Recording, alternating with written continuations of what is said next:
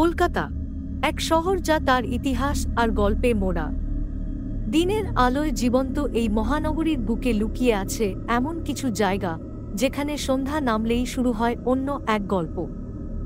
আজ আমরা যাব কলকাতার সেই সব রহস্যময় জায়গার মধ্যে অন্যতম ন্যাশনাল লাইব্রেরি। ভারতের বৃহত্তম এই লাইব্রেরি একসময় ছিল লর্ড কার্জনের লাঠভন। হাজার হাজার বই আর অগণিত জ্ঞানের ভাণ্ডার নিয়ে এটি কলকাতার গর্ব। কিন্তু এই বিশাল ভবনের প্রতিটি ইঁটে মিশে আছে কিছু অশরীরী কাহিনী, যা আজও অনেককে ভাবিয়ে তোলে। লেডি কার্জনের আত্মা এবং অদৃশ্য উপস্থিতি। সবচেয়ে বেশি আলোচিত ভৌতিক গল্পটি জড়িয়ে আছে লর্ড কার্জনের স্ত্রী লেডি কার্জনের সাথে। শোনা যায়, লেডি কার্জন অত্যন্ত পরিপাটি স্বভাবের ছিলেন। লাইব্রেরির কোনো কিছু অগোছালো দেখলে তিনি নাকি তা সহ্য করতে পারতেন না। তার মৃত্যুর পরও নাকি তার আত্মা এই লাইব্রেরিতে ঘোরাফেরা করে।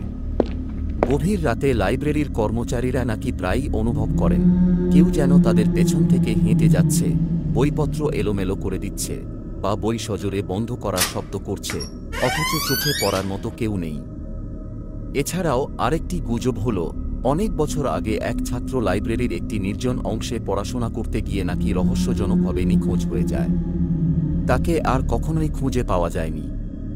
অনেকেই মনে করেন লাইব্রেরির অশরীরী শক্তি এর পেছনে দায়ী। লাইব্রেরির মূল সিঁড়িতেও নাকি অনেক পাঠক ও কর্মচারী অদ্ভুত অভিজ্ঞতার সম্মুখীন হয়েছেন।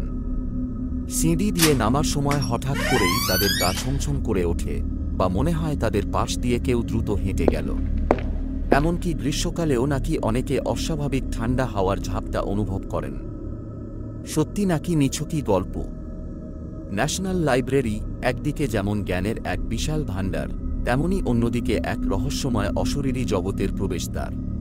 এই গল্পগুলো কি নিছকই গুজব, নাকি এর পেছনে লুকিয়ে আছে কোনো অজানা সত্যি? এর উত্তর আজও অজানা। আপনি কি এই গল্পগুলো বিশ্বাস করেন? আপনার যদি এমন কোনো ভৌতিক অভিজ্ঞতা থাকে, তাহলে কমেন্টে জানান।